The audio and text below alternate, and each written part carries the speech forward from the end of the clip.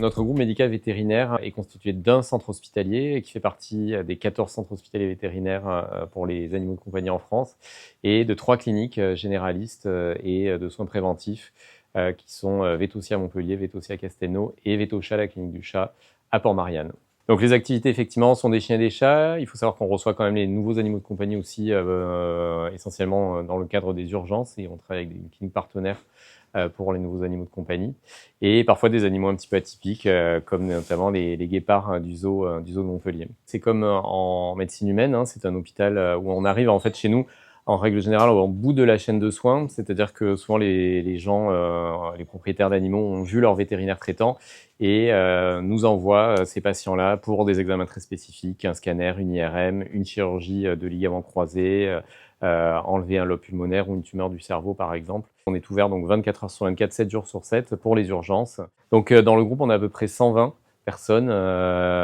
Sur l'hôpital, il y a environ 45 vétérinaires et une dizaine de vétérinaires dans les autres structures. Donc ça fait au total 55 vétérinaires et autant d'infirmières et de personnel administratif qui sont là pour épauler toute l'équipe. Chaque année, on est sur à peu près 15 000 patients qui sont admis dans notre hôpital et on travaille avec 600 vétérinaires, enfin 600 cliniques dans toute la région Occitanie. La médecine vétérinaire a évolué en termes de technicité. Hein, depuis 20 ans, il y a eu un bond en avant considérable des méthodes qu'on a pour appréhender des pathologies et puis on peut traiter des maladies qu'on ne pouvait pas traiter il y a plusieurs années.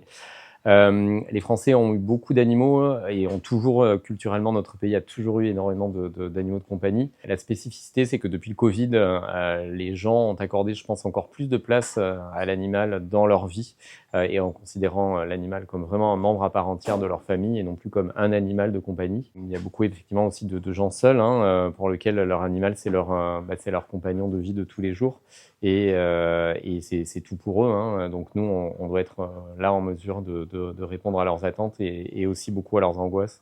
On travaille avec beaucoup d'associations, l'école du chat de Montpellier en fait partie, mais il y a également beaucoup de SPA qui permettent de soigner des animaux avec une haute qualité de soins. Il y a beaucoup de gens aussi dans des détresses financières importantes qui n'ont malheureusement pas les moyens d'assumer leurs frais médicaux. Donc il y a certaines fondations également, notamment la fondation Brigitte Bardot, qui est extrêmement généreuse, extrêmement aidante.